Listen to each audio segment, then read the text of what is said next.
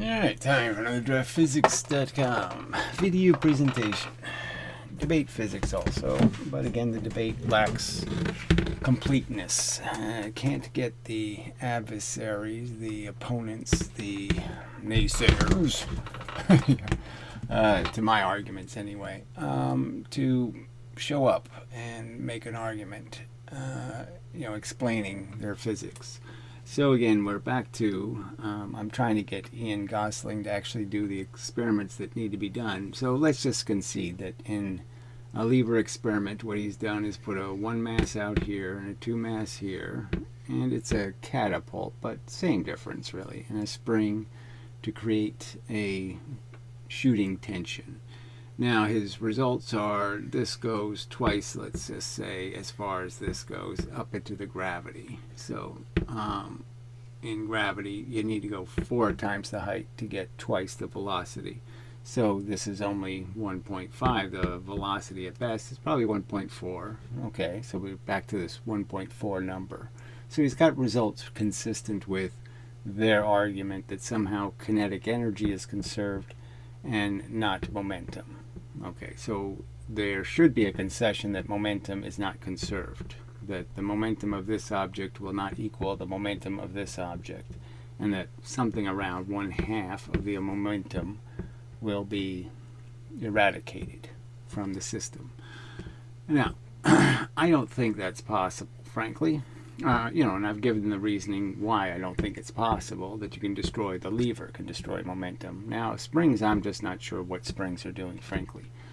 So I can't state anything definitive about the function of a spring in terms of how capable it is of moving faster when it needs to or slower when it needs to.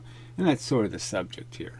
So the point would be is that in this perfect experiment, and in this description, things like the speed of the lever will be exactly the same. So to launch this at twice the velocity, the lever would move exactly the same as it would move to push the 2 mass at half the velocity. That should be a concession, that if those events happen, the lever would move exactly the same in both circumstances, that this essentially weighs the same as this weighs.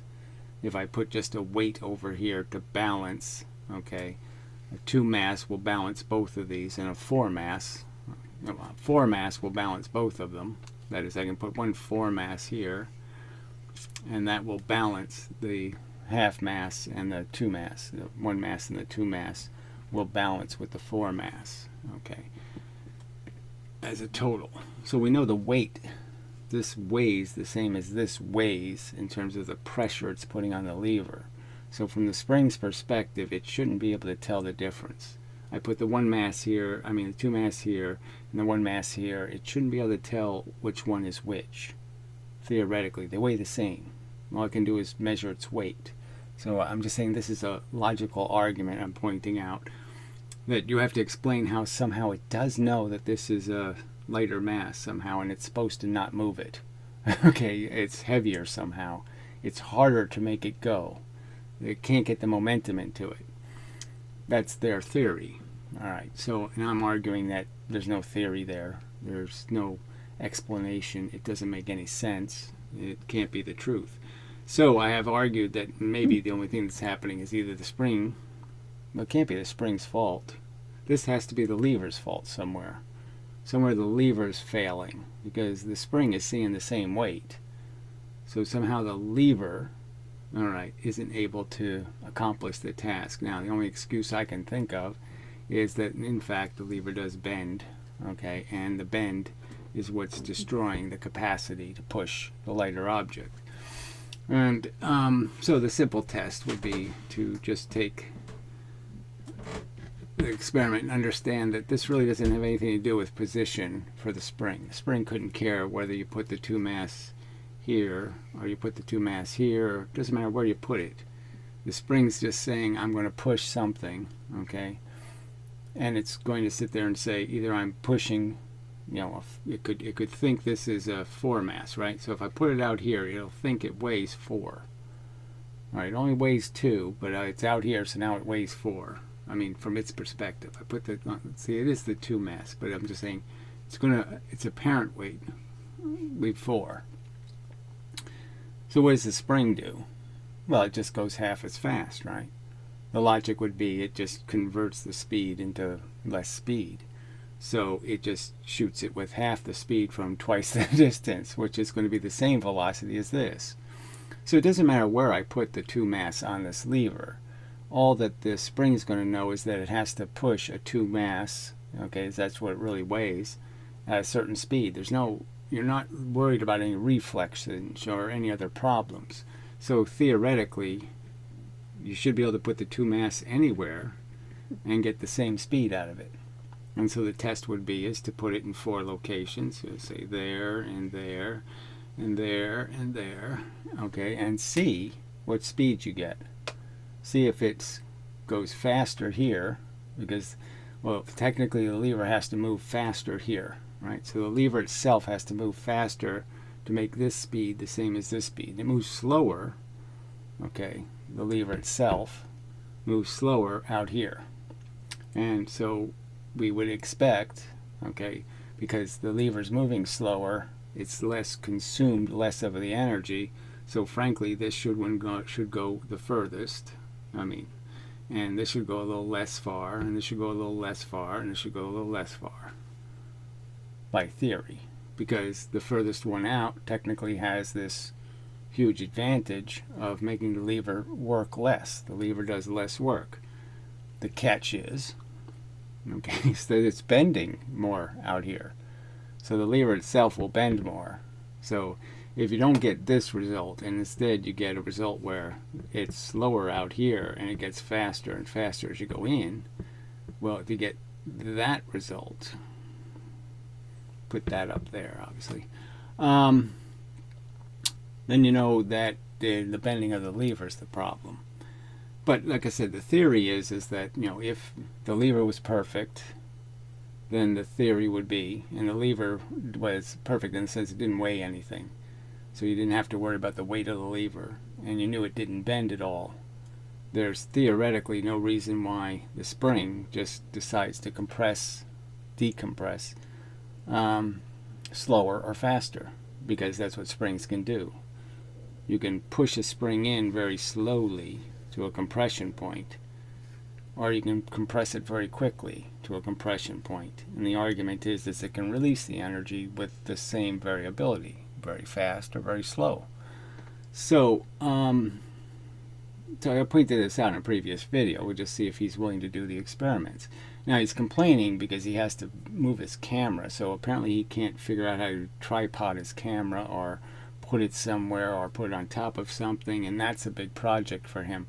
So, I mean, if that's too much work for him, you'd think, you know, these experiments might be way past his capacity. I mean, if you can't even aim a camera, well, what can we expect? I mean,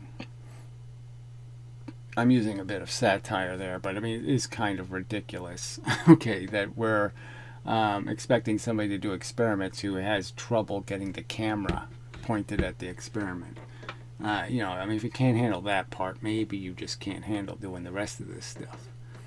But anyway, so the simple thing would be is to take the 1 mass and the 2 mass and do this simple thing. Take the 1 mass, move it 4 locations, see what happens. 2 mass, 4 locations, see what happens. Because technically, there shouldn't be a great deal of difference if the spring is doing its job.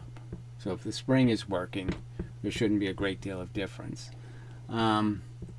Except for, as pointed out, the lever is going to consume more energy when you put it here, because it's going to have to move this whole lever faster to give this the higher velocity.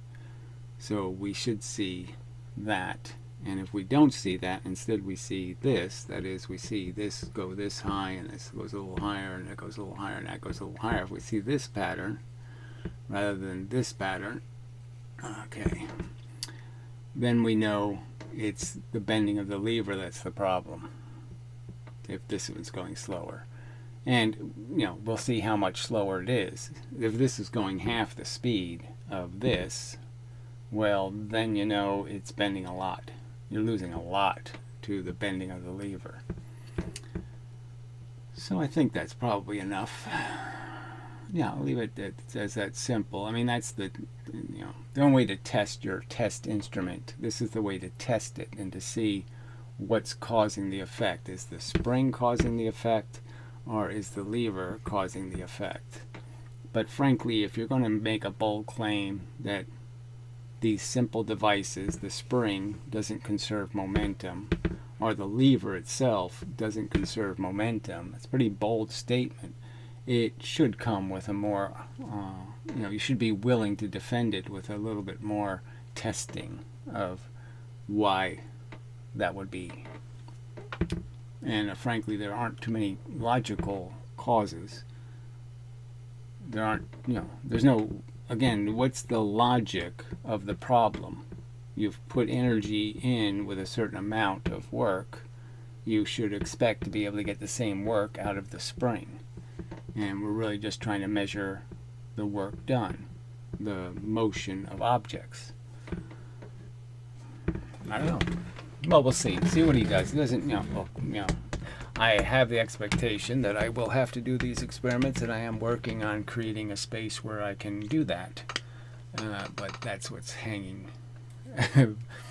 That's what's slowing me down. It's just the fact that I just don't have enough working room, and I have to make more room to work. So that's going to take time, because my room was a mess. I mean, I have everything. I have art and all the tools and all the gardening and all. It's all in one little place. So there's not much. There's no extra space that I can access. So until then, you'll have to wait for me to do it. But yeah, if that's what it comes down to, that's what it comes down to. If he's not willing to, put the experiment to the real test, the test that need to be done, frankly, to dissect what's going on, what's the actual effect here, because what's the actual explanation? If they weigh the same, I mean, how can you logically argue? Again, we're back to the pendulum. I mean, I did the experiment, okay? I mean, 4 mass here, 1 mass way out here, 4 distances, and it oscillated perfectly 60 times, just going back and forth with the same momentum on both sides, but very different kinetic energies. The same.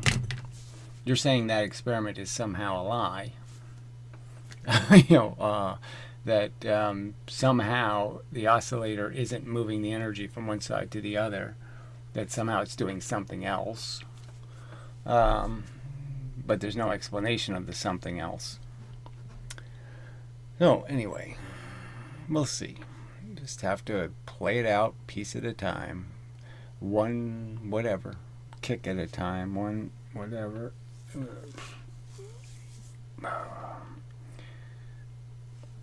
Whatever. Yeah. So, till the next time and such. I mean, it just is interesting that, of all this talk about doing these different experiments, I mean, we might have to go back to the stupid experiment where you put the 2 mass in and the 1 mass is out here, because maybe springs are incompetent.